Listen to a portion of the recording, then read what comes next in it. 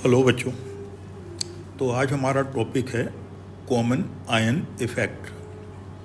कब होता है ये तब होता है जब एक ज़्यादा आयोनाइजेबल कंपाउंड कम आयोनाइजेबल में मिला दें, माने मोर आयोनाइजेबल को लेस आयोनाइजेबल में मिला दें या मोर सॉल्युबल को लेस सॉल्युबल में मिला दें। पर एक ज़रूरी कंडीशन है कि उनमें एक कॉमन आयन होना चाहिए, जैसे NaCl और AgCl है ना। AgCl कम सॉल्युबल है और NaCl ज़्यादा सॉल्युबल है, तो जो कम सॉल्युबल होगा उसकी सॉल्युबिलिटी कम हो जाएगी।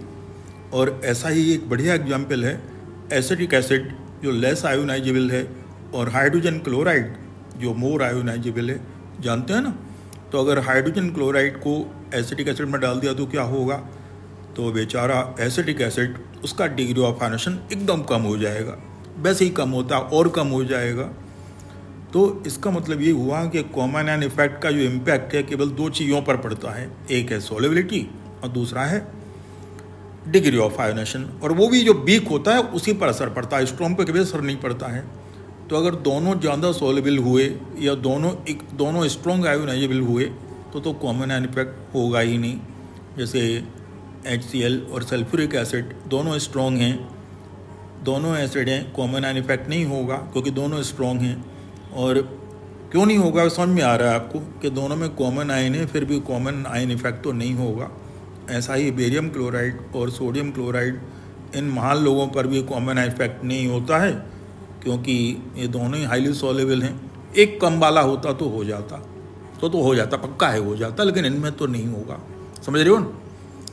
अब इसका मतलब जैसे एक और बढ़िया एग्जाम्पल देखो यहाँ पर NaCl और AgCl। तो NaCl ज़्यादा सॉल्युबल होता है और AgCl कम सॉल्युबल होता है, तो NaCl AgCl की सॉल्युबिलिटी को घटा देगा, है ना। अब आपको बताना है, मैंने कुछ एग्जाम्पल में बताएंगे इसमें किन में कॉमन आयन इफेक्ट है।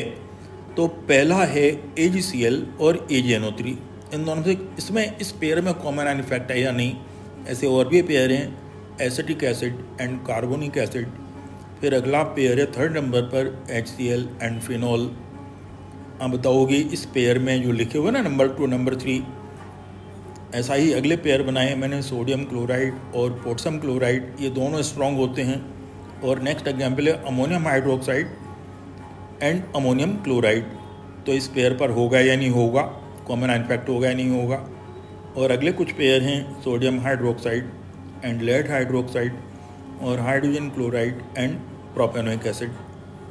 एक और एग्जाम्पल जो आगे लिखा हुआ है वो है H2S और HCl, जो इसके आगे लिखा होगा, थोड़ी देर में आएगा वो, इसका शीट आएगा। तो आप ये सारे एग्जाम्पल जो मैंने 8 लिखे हुए हैं 1 to 8, इनमें बताना है कि किस नंबर पर कॉमन आयन इफेक्ट होगा और किस पर नहीं होगा, और बाद में उस नंबर को आप अपने आंसर के साथ कमेंट बॉक्स में लिखेंगे।